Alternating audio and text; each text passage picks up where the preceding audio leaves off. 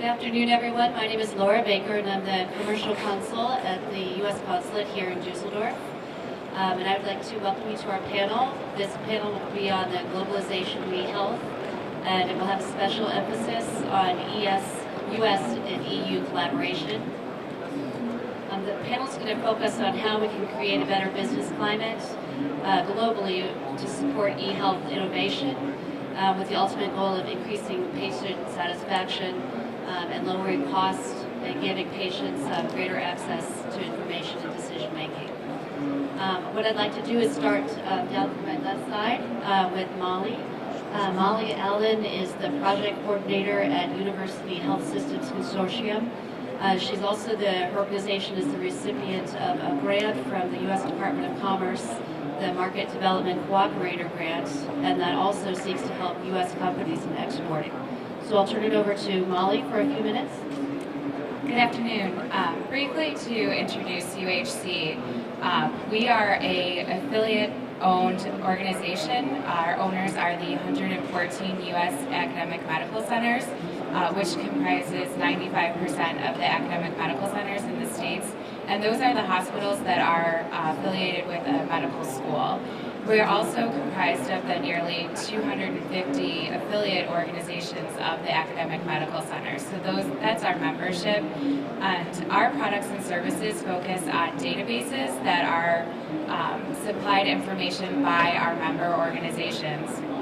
And our databases, our clinical database, has the capability to examine a number of processes and outcome variables, including severity, complications, readmission, utilization, risk-adjusted mortality, length of stay, and costs. And on average, 400 reports are written per month by each of our academic institutions.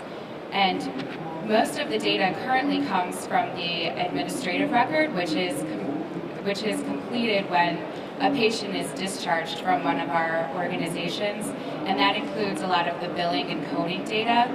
And in order to respond to criticisms of the validity of this data, which is often manipulated in order to maximize reimbursement by the payers in the United States, we've begun to focus on collecting the HL7 messages that are associated with the clinical data in real time of our patients.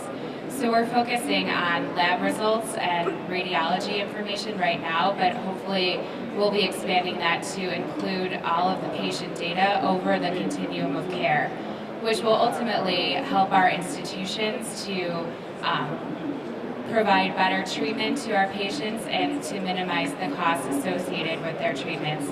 Because right now, as I said, the reports that we generate are really focused on the records, the administrative data that is compiled after the patient is discharged and not in real time.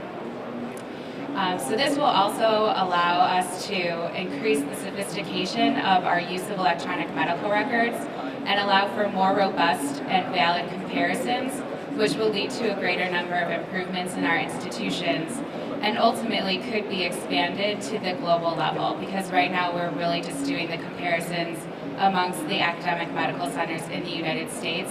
But utilizing those HL7 messages will allow us a comparison that could be created at the global level, and especially with academic institutions in other communities or other countries. Thank you. I'd like to introduce Kevin Dean as our next panelist, and he's the Managing Director of the Connected Health Internet Business Solutions Group at Cisco. And he's focused on the use of IT in health systems and how to effectively manage innovation within the healthcare system. Thank you very much. I think we need to take if we're looking at European, US collaboration in this area of introducing innovation, we need to keep very practical and look at two main focus areas. One being health research and making sure that industrial growth is supported by the way in which data can be collected collectively across the Atlantic, and especially I think because this can be a very competitive area, focus on some things where there's real value in collaboration in large populations. So for instance, looking at rare diseases where together we can produce an innovation platform which can help researchers and life sciences companies to collect collaboratively information on a scale across the US and Europe that can't be done in any single country.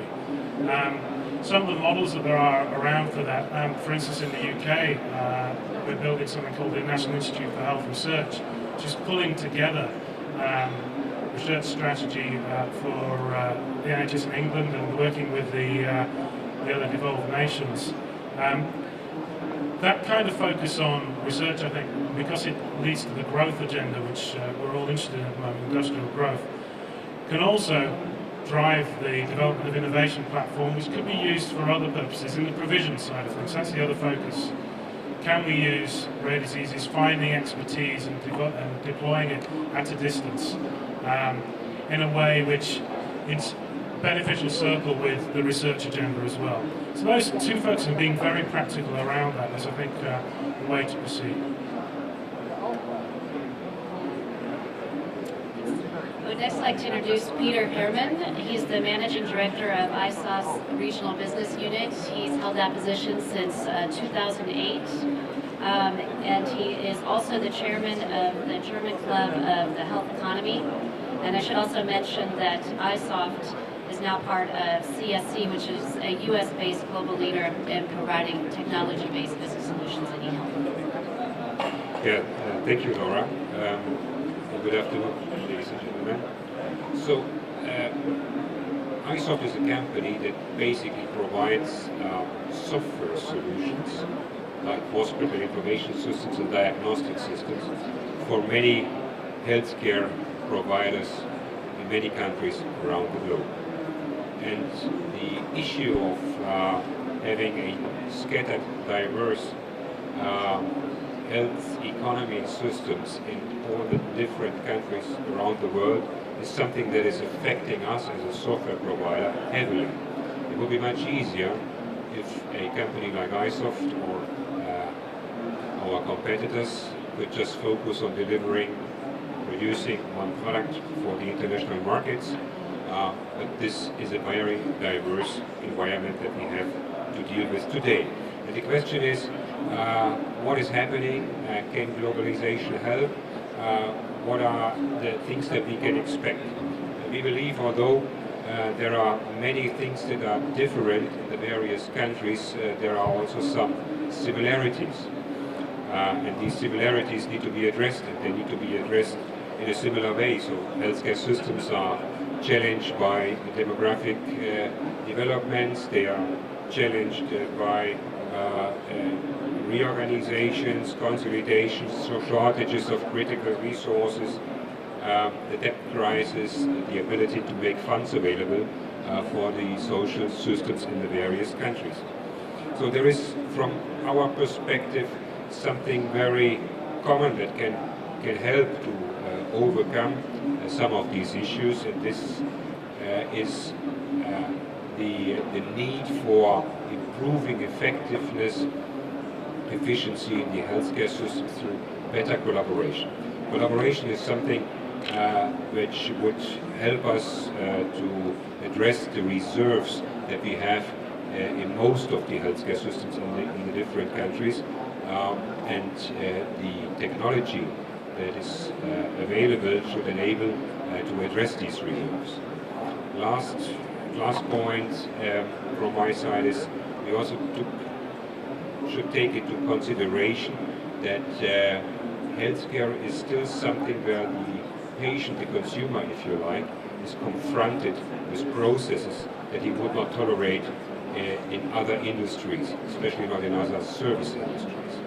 So what we expect is that the patient, from a more passive role that he still has today, will move into a more active role in the future, just because he demands this, and also because technology will allow for him doing so. And we need to address this, and we need to put the patient in the center of everything that we plan and do.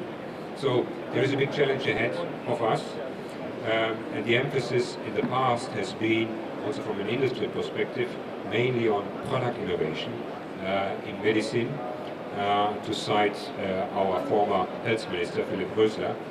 Product innovation costs a lot of money. But there should also be more process innovation, because process innovation addresses how we could save money in the healthcare system to finally make money available for the improvement of patient treatment. Thank you. Our next panelist is Dr. Sven Jansen. He's the Global Product Development Director at Integrated Healthcare at General Electric Healthcare, and his work is focused on integrated healthcare services. Thank you, Laura, for the introduction. I will make it short. I'm not sure if you can see the presentation that we prepared. Yeah, exactly. Thanks. I will not go into great detail. I think General Electric is known. I think what is not known is that we play a major part today in e-health infrastructure. So we are providing EHRs, information exchanges, and also offering consulting services in that field. Just to give you a broad overview why I'm up here, because General Electric is normally associated with medical devices. If I could get the next slide. Thanks. I think everyone would agree that that e-health is always associated with coordination of care, reducing complexity of care, basically even enabling clinical decision-making support. But on the other hand, this means that e-health is basically the solution for everything, which I think is not always the truth. And I don't want to play devil's advocate here, but if you want to implement services of that size, if you want to connect different providers across care sectors all over the world in different countries, maybe even have a scalable solution that might work almost the same in different countries, of course with customization, then you need always clinical engagement. You need to have the doctors and the care providers on board. You need stakeholder communication. You also need rigors in standards. If you do not have standards, it will be impossible to connect all the different players in that field. So, if you are able to do that, and that's a big task, and if you look around the globe, and I'm coming back to the actual title of the discussion, which was globalization and e-health, you see different countries doing differently well in actually connecting these services. If you're able to do so, first of all, you are lucky, but then you also are able to actually improve quality of care, reduce costs, of course, which always is kind of a thing. Can you really deliver better healthcare with better outcomes and reduce costs at the same time? And then also actually improve the access to healthcare, enabling people to get access that were not able to get that before. I think it's a great field to work in, and I think there are a lot of challenges ahead of us. And I think Mr. Mikhailovich from IBM will go into more detail in terms of the routes to personalized healthcare. Thank you. Thank you. I would like to introduce Ljubislav Matejevic. He works as an executive with IBM Alliance. He's also the founder and honorary chairman of the Global eHealth Forum.